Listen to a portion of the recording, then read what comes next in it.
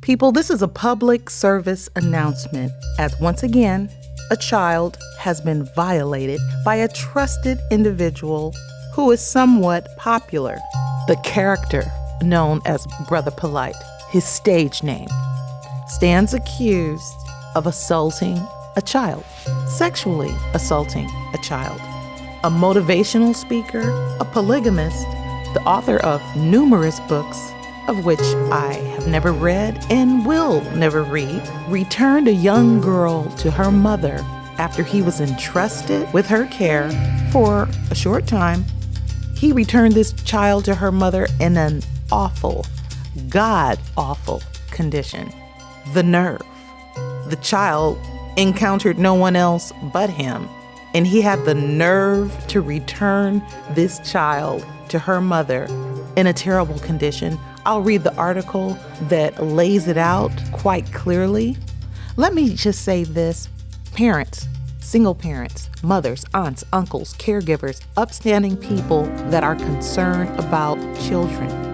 If you have an uneasy feeling about someone that's in close proximity to your child or one of the children in your sphere, if they make you feel uneasy, you do not have to sit silently and wait for proof or some clear evidence of misconduct with an adult in regards to a child to step in and run interference. You do not have to sit silently and idly and wait for something to happen. If you have the hairs on the back of your neck standing up, you don't appreciate the energy that you feel when an adult is in proximity to a child or children. If it's something you're uneasy about it, it causes your stomach to turn, you don't need evidence. Step in, please step in and run interference. It is far better to be safe than sorry, but we just can't have this. I will read that article, and it gets a little graphic here. So in an article from hiphopuncensored.com reads, Brother Polight arrested. Pro-Black social media influencer, motivational speaker, and entrepreneur Michael Noack, who is known professionally as Brother Polight, has been arrested for the alleged rape of a 14-year-old girl. Brother Polight was born Michael Noack in Brownsville, Brooklyn, New York City on August 10, 1983. The polygamist claims to be contractually bound to 4 wives and was rumored to be courting 2 more. Brother Polight, during a Vlad TV interview, took Vlad through each of his marriages to 4 separate women. As it turns out, his lust for women could not be fulfilled by consenting multiples. The 37-year-old was arrested in Miami for the sexual assault of the 14-year-old daughter of his girlfriend, known only as Orocho. Noack had been in a relationship with 31-year-old Orocho for just over a year. Motivational speaker arrested for February assault on teen in Miami Beach. Brother Polight court hearing. According to the court documents, T.S., the 14-year-old victim, was taken to an after-party by Noack. Noack, who requested permission from her mother to speak to T.S., intended to use this private time between himself and Orocho's daughter to mend the relationship between the mother and daughter. Noack took his alleged victim to Club 11 on 29 Northeast 11th Street, Miami, Florida. Upon arrival, the club was closed. The two went to a hotel room at 1100 West Avenue, Unit 319, Miami Beach, awaiting the new party location. While the two were alone in his hotel room, the defendant, Noack, gave the alleged victim numerous alcoholic beverages, which she consumed. I read ahead. I'm just going to give a disclaimer that this particular paragraph might be hard to listen to. This is really the victimization of a child. It's also kind of hard to read. So a disclaimer, if you're sensitive, this next paragraph gets kind of graphic. So please be forewarned. Brother Polight purchasing alcohol for a minor. The victim then stated that Noack began dancing and touching her inappropriately all over her body, groping her thighs, buttocks, and other areas. The victim claims Noack sat her on the bed and pulled his genitals out of his shorts and boxers. Then he grabbed her head, pulling it towards his genital area. The victim then passed out. The 14-year-old daughter of his girlfriend later awoke to find Noack forcibly trying to make her vomit by putting his fingers down her throat. After these events, he took T.S. to her mother's hotel. The mother, Orocho, who was staying at a separate hotel, noticed not only that her daughter was severely intoxicated, but also that T.S. had severe swelling of the mouth area. The defendant Noack, according to court documents, then pled with the victim's mother against calling the police, saying that if she did, she would ruin his career. Brother Polight, arrested for sexual assault of a minor.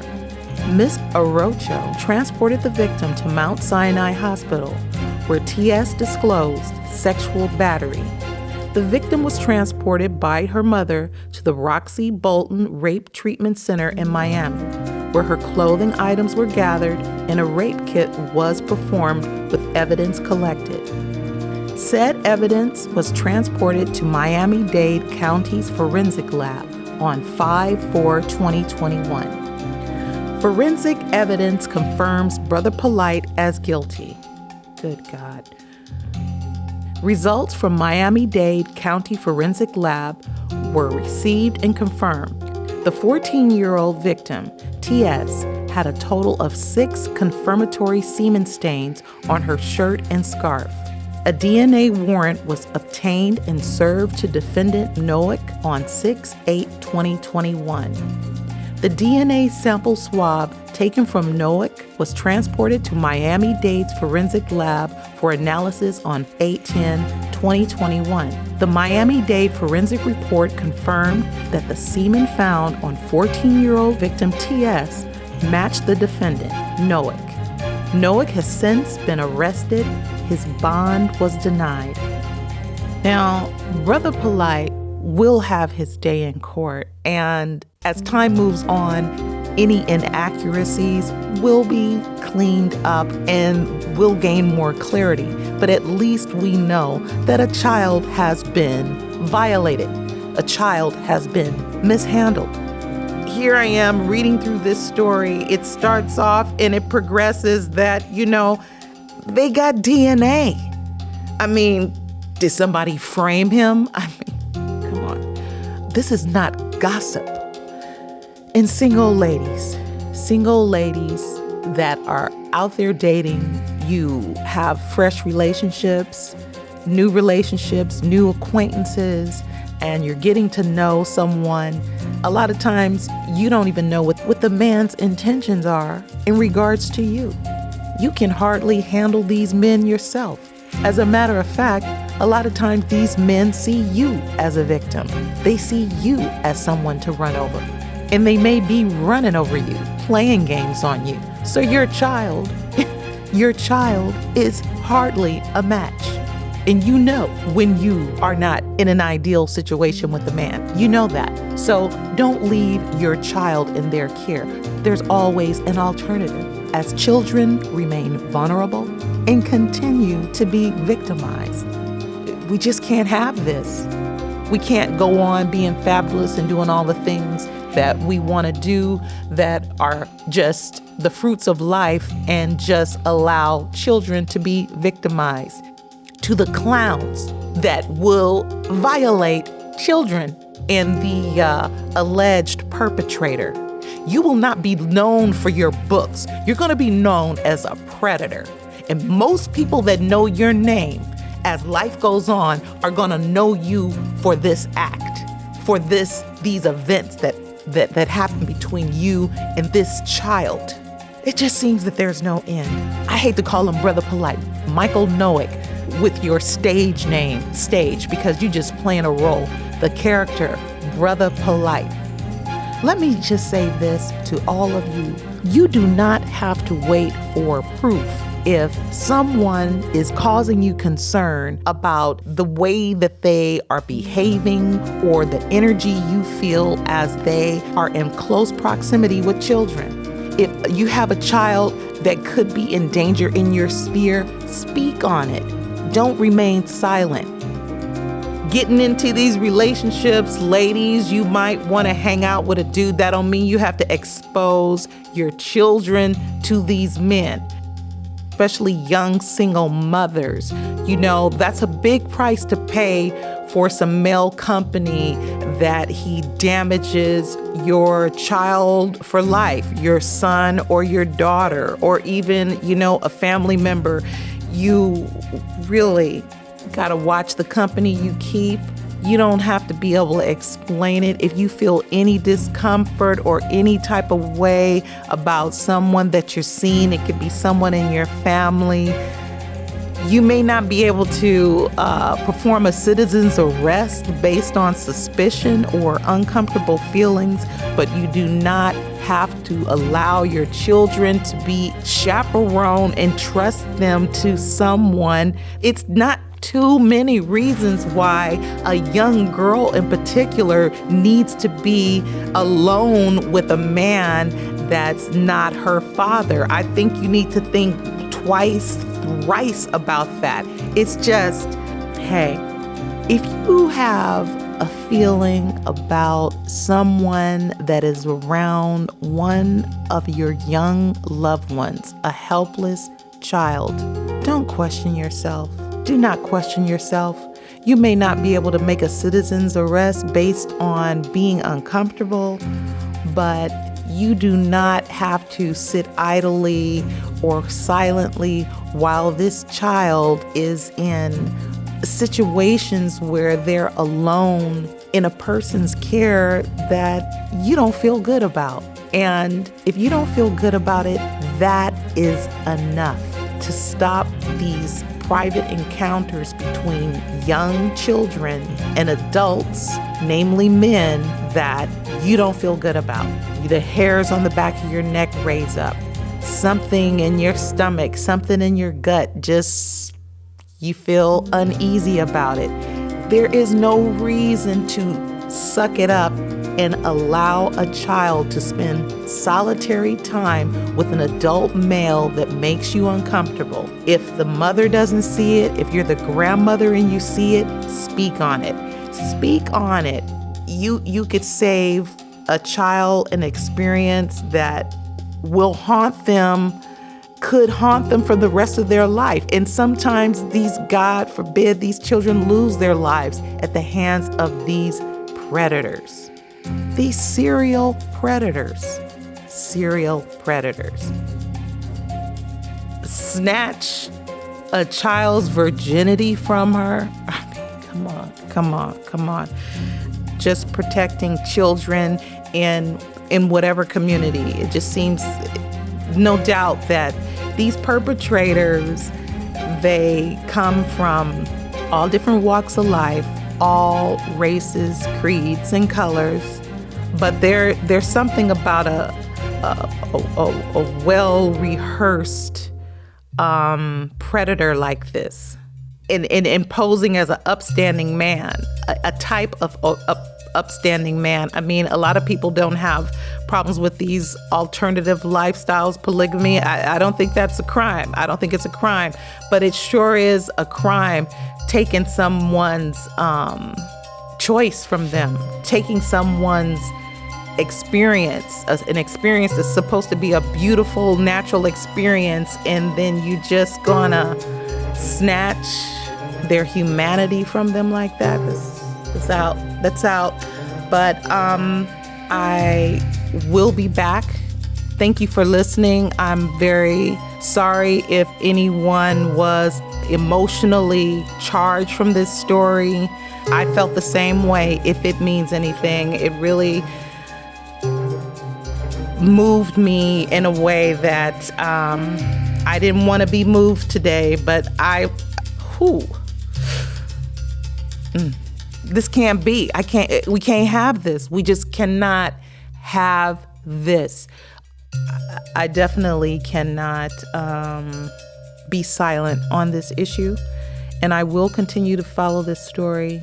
It just feels like a duty to speak out. I'm just tired of it. I am really tired of it. I'm sickened by it. We should all be sickened by it. We should all be enraged.